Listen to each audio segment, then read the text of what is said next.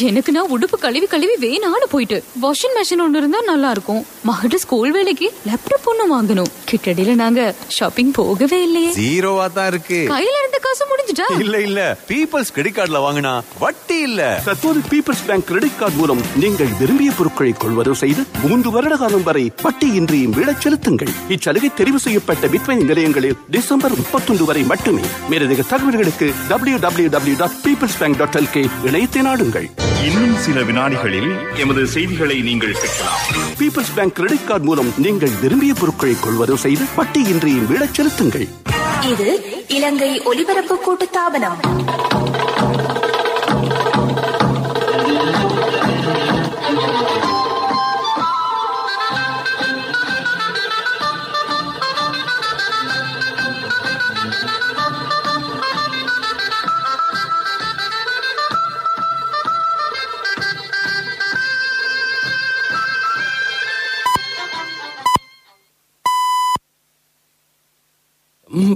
மணி 45.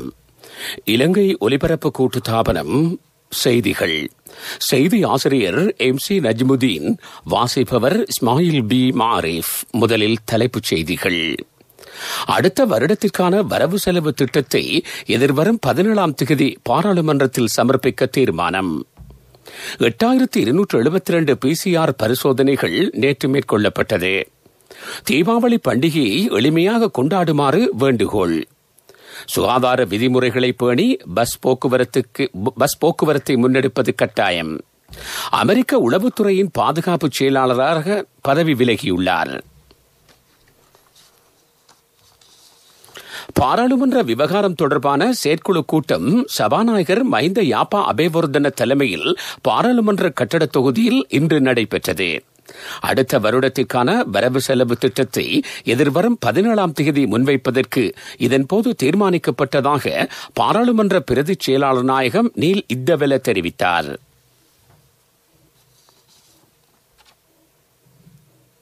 நாட்டில் கொரோனா தொற்றுக்குள்ளான மேலும் 430 பேர் இன்று காலை இனங்காணப்பட்டதாக கோவிட் வைரஸ் பரவலை தடுக்கும் மத்திய நிலையம் அறிவித்துள்ளது. மினுவாங்குட கொத்தணியில் இன்று காலை வரை இனங்காணப்பட்ட மொத்த தொற்றாளர்களின் எண்ணிக்கை 11,237. இதேவேளை நேற்றிரவு துபாயில் இருந்து 50 பேர் நாடு திரும்பியிருக்கிறார்கள்.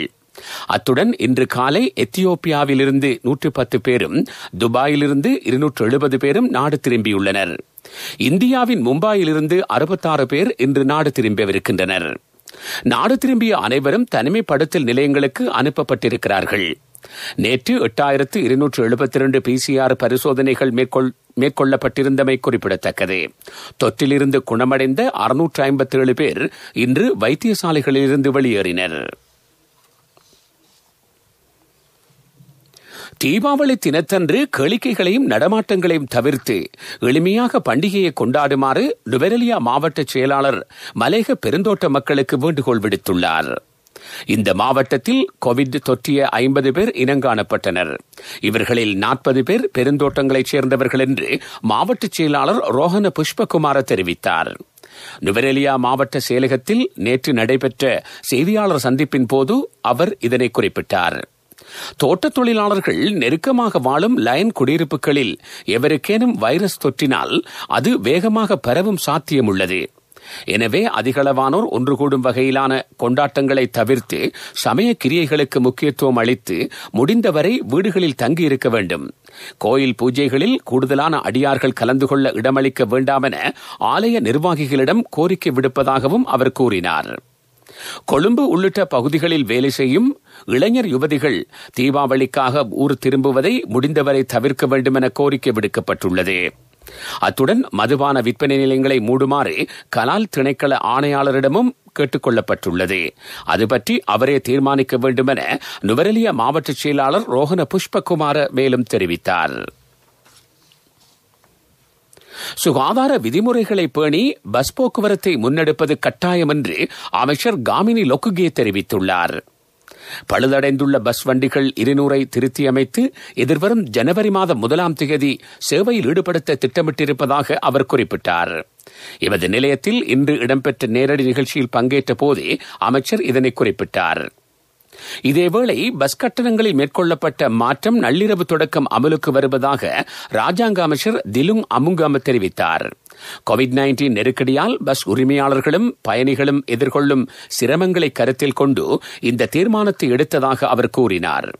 இதேவேளை தனியார் பஸ் உரிமையாளர்களுக்கு நிவாரணம் அளிக்க அமைச்சரவை இணக்கம் தெரிவித்திருப்பதாகவும் அமைச்சர் காமினி லோக்குகே தெரிவித்துள்ளார்.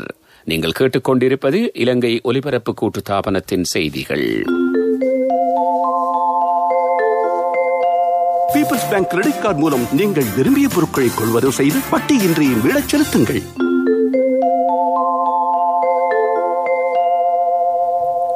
பெரும்போகத்தில் 8,17,000 ஹெக்டேயர் பரப்பில் நெற்செய்கை மேற்கொள்ளப்படவிருப்பதாக விவசாய பணிப்பாளர் நாயகம் WMW வீரக்கோன் தெரிவித்திருக்கிறார்.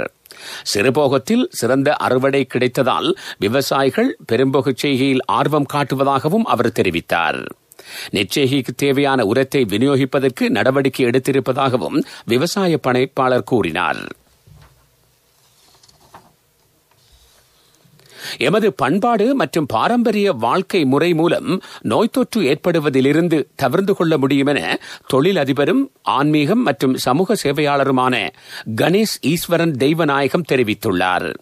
ஒருவருக்கொருவர் உதவுதல், சமூக பொறுப்புடன் செயற்படல் போன்ற விடயங்களை இவ்வாறான நெருக்கடி நிலையில் கடைபிடிப்பது அவசியம் என்றும் அவர் தெரிவித்தார். இலங்கை ஒலிபரப்பு கூட்டுத்தாபனத்தின் தமிழ் சேவையில் இன்று காலை இடம்பெற்ற விடியும் வேளை நிகழ்ச்சியில் பங்கேற்ற போது கணேஷ் ஈஸ்வரன் தெய்வநாயகம் இதனை தெரிவித்தார்.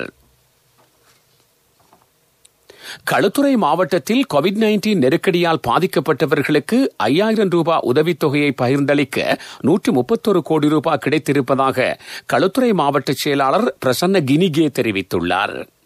இந்த மாவட்டத்தில் 2,63,000 குடும்பங்களுக்கு உதவித்தொகை வழங்கப்பட உள்ளது. தனிமைப்படுத்தப்பட்டுள்ள 5,295 குடும்பங்கள் மத்தியில் 10,000 ரூபாய் பெறுமதியான உலருணவு பொதிகளும் வழங்கப்பட உள்ளன. அடுத்த வாரம் தொடக்கம் ஓய்வூதியம் வழங்கப்படும். ஓய்வூதியம் பெறும் 47,000 பேருக்கான கொடுப்பனவுகள் வங்கிகளுக்கு அனுப்பப்பட்டிருப்பதாகவும் களுத்துறை மாவட்ட செயலாளர் மேலும் கூறினார். தற்போது பீப்பிள்ஸ் பேங்க் கிரெடிட் கார்டு மூலம் நீங்கள் விரும்பிய பொருட்களை கொள்வதோ செய்து 3 வருட காலம் வரை வட்டியின்றி மீளச் செலுத்துங்கள். மேலதிக தகவல்களுக்கு peoplesbank.lk இணையத்தை நாடுங்கள். பிரதான செய்தி வழங்குவோர் ஒவ்வொரு வீட்டிலும் இருக்க வேண்டிய வீட்டு வைத்தியர் சித்தாலேப. இரத்த தானம் செய்வதால் கொரோனா வைரஸ் தொற்று மாட்டாது என்று தொற்று நோயியல் பிரிவின் தலைவர் விசேட வைத்திய நிபுணர் சுதாத் சமரவீர தெரிவித்துள்ளார். எனவே இரத்தத்தை தானம் செய்வதற்கு அஞ்ச வேண்டியதில்லை. இரத்த தட்டுப்பாடு ஏற்பட்டுள்ளதால் தேசிய குருதி பரிமாற்று மத்திய நிலையத்தை தொடர்பு கொண்டு இரத்த தானம் செய்ய முடியும். இதற்காக தொலைபேசியூடாக முன்கூட்டியே நேரம் ஒதுக்கிக் கொள்ள வேண்டும் என்று நிலையத்தின் பணிப்பாளர் டாக்டர் லக்ஷ்மண் எதிரிசிங்க தெரிவித்துள்ளார்.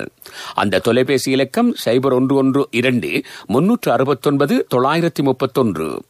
அந்த தொலைபேசி இலக்கம் 0112-369-931 என்பதாகும்.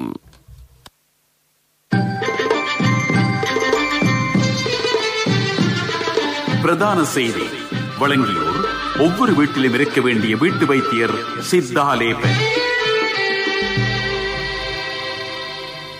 உங்கள் கவனத்திற்கு, நாட்டில் மழையுடனான காலநிலை நிலவுவதனால் டெங்கு தொற்றும் அபாயம் காணப்படுகிறது. இது பற்றி மக்கள் மிகுந்த அவதானம் செலுத்துமாறு சுகாதாரத்துறையினர் கோரிக்கை விடுத்திருக்கிறார்கள். டெங்கு நுளம்பு பெருகாத வகையில் சுற்றுப்புறச் சூழலை சுத்தமாக வைத்துக் கொள்ள வேண்டும். டெங்கு நுளம்புகள் வீட்டிற்குள்ளும் காணப்படுவதால் வீட்டையும் சுத்தமாக வைத்திருக்குமாறு சுகாதாரத்துறையினர் வேண்டுகோள் விடுத்திருக்கிறார்கள். அபிவிருத்தி செய்திகளுக்கு அனுசரணை. யார் தம்பி கால் பண்ணினது? பவுனியா பெரியம்மா இன்றைக்கு இங்க வராங்களாம். பிரச்சனை இல்ல தம்பி, நாங்க எப்பவும் அரிசி கொஞ்சம் கூடத்தானே வைக்கிறோம். நாங்கள் எப்பவும் மத்தவங்களை பத்தி நினைக்கிறது நம்ம குணம். நாங்க மஞ்சி சூப்பர் கிரீம் கிராக்கர் வாங்குறதும் எங்களுக்காக மட்டுமில்ல. இந்திய உதவியின் கீழ் இலங்கையில் அமுல்படுத்தப்படும் சமூக அபிவிருத்தி வேலை திட்டம் தொடர்பான புரிந்துணர்வு ஒப்பந்தம் ஒன்று கைச்சாத்திடப்பட்டிருக்கிறது. இதன் பெறுமதி 600 மில்லியன் ரூபாய். நிதியமைச்சின் செயலாளர் SR ஆட்டிகல, இலங்கைக்கான இந்திய உயர்ஸ்தானிகர் கோபால் பக்லே ஆகியோர் புரிந்துணர்வு ஒப்பந்தத்தில் கைச்சாத்திட்டார்கள். இதன் கீழ் விசேட அபிவிருத்தி திட்டங்களுக்கென 300 மில்லியன் ரூபாவும், சிறிய அபிவிருத்தி திட்டங்களுக்காக 300 மில்லியன் ரூபாவும் செலவிடப்பட உள்ளது. அபிவிருத்தி செய்தி கேட்டீர்கள். வீட்ல மேலதிகமா ஒரு அறைய கட்டுறது வீட்டாக்களுக்கு மட்டுமில்ல, வாகனம் வாங்குறப்போ நிறைய பேர் போகக்கூடிய ஒரு வாகனம் வாங்குங்கன்னு அப்பா சொல்லுவாரு. காலமா சாப்பாடு கட்டும் போது அம்மா எப்பவுமே கொஞ்சம் அதிகமா கட்டுவாங்க. ஃப்ரெண்ட்ஸ் கூட ஷேர் பண்ண. எப்பவும் மத்தவங்களை பத்தி நினைக்கிறது நம்ம குணம். நாங்க மஞ்சி சூப்பர் கிரீம் கிராக்கர் வாங்குறதும் எங்களுக்காக மட்டுமில்ல. உலக செய்திகள். அமெரிக்க பாதுகாப்பு செயலாளர் மார்க் எஸ்ட்ரீபன் பதவியிலிருந்து நீக்கப்பட்டதைத் தொடர்ந்து மற்றொரு பென்டகோன் அதிகாரி ராஜினாமா செய்துள்ளார். உளவுத்துறையின் பாதுகாப்பு செயலாளரான வைஸ் அட்மிரல் ஜோசப் டி கர்னன் பதவி விலகியுள்ளார். எனினும் நாட்டுக்கான தனது அர்ப்பணிப்பு தொடரும் என்று அவர் குறிப்பிட்டிருக்கிறார். தனது சேவை காலத்தில் மக்கள் தன் மீது வைத்திருந்த நம்பிக்கைக்கு அவர் நன்றி தெரிவித்துள்ளார். தானும் தனது குடும்பமும் இந்த முடிவை நீண்ட காலமாக திட்டமிட்டிருந்ததாக வைஸ் அட்மிரல் ஜோசப் டி கர்னன் குறிப்பிட்டிருக்கிறார். உலக சுகாதார ஸ்தாபனத்தை மறுசீரமைத்து அதனை பலப்படுத்துவதற்கு தான் எந்தவொரு தருணத்திலும் தயாராக இருப்பதாக ஸ்தாபனத்தின் தலைவர் டெட்ரஸ் அதனம் தெரிவித்திருக்கிறார். அமைப்பை வலுப்படுத்துவதற்காக முன்வைக்கப்படும் காத்திரமான யோசனைகள் பற்றி ஆலோசிப்பதாக அவர் குறிப்பிட்டுள்ளார். மக்களின் நலன் சார்ந்த விடயங்களை மேற்கொள்வதற்கு தான் எந்தவொரு தருணத்திலும் பின்னிற்கப் போவதில்லை என்றும் டெட்ரஸ் அதனம் தெரிவித்திருக்கிறார். கொரோனா வைரஸை கட்டுப்படுத்தும் விடயத்தில் முடியுமான நடவடிக்கைகளை மேற்கொண்டிருப்பதாக உலக சுகாதார ஸ்தாபனத்தின் தலைவர் மேலும் கூறினார். உலகச் செய்திகள் கேட்டீர்கள். 24 மணித்தியாலத்துல யாராலையும் ஒரு வீட்டை கட்ட முடியாது. ஆனா 24 மணித்தியாலத்துல வீட்டு கடன் ஒண்ணு வழங்க NSBயால மட்டும்தான் முடியும். இன்னைக்கே NSBக்கு போங்க. வினைத்திறனான சேவையுடன் தேர்ந்தெடுக்கப்பட்ட கிளைகளின் ஊடாக 24 மணித்தியாலத்தில் கடன் தொகையினை பெற்றுக் கொள்ளுங்கள். NSB கேதொர உங்கள் சொந்த இல்லத்தின் கனவை நனவாக்கிடும். வர்த்தக செய்தி அனுசரணை. தேசிய சேமிப்பு வங்கி உங்கள் பணத்திற்கு பாதுகாப்பான இடம். இலங்கையின் புகழ்பெற்ற மோட்டார் கார் விற்பனையாளரான யுனைடெட் மோட்டார்ஸ் நிறுவனம் இந்த வருடத்தின் 2வது காலாண்டில் 360 மில்லியன் ரூபாவை லாபமாக பெற்றுள்ளது.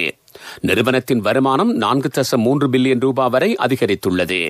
கொரோனா வைரஸ் பரவலினால் வாகன விற்பனை துறைக்கு பல்வேறு சவால்கள் ஏற்பட்டிருந்த காலப்பகுதியில் யுனைடெட் மோட்டார்ஸ் நிறுவனம் இந்த வருமான அதிகரிப்பை பதிவு செய்திருக்கிறது. வர்த்தக செய்தி கேட்டீர்கள். வர்த்தக செய்தி அனுசரணை.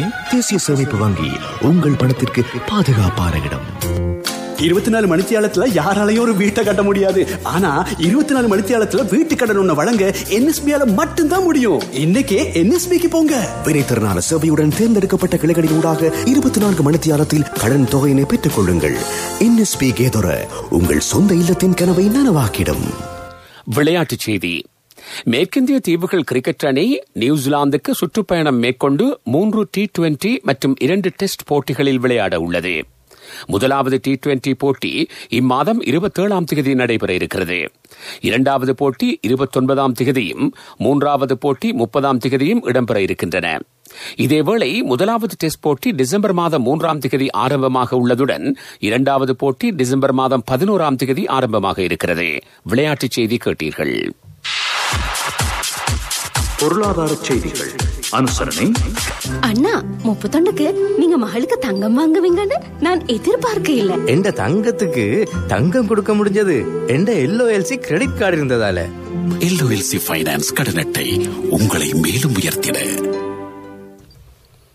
இலங்கையின் புடவை உற்பத்தி கைத்தொழில் துறையில் நிலவும் பிரச்சினைகளுக்கு தீர்வு காண நடவடிக்கை எடுத்திருப்பதாக அமைச்சர் தயாஸ்ரீ ஜெயசேகர் தெரிவித்திருக்கிறார்.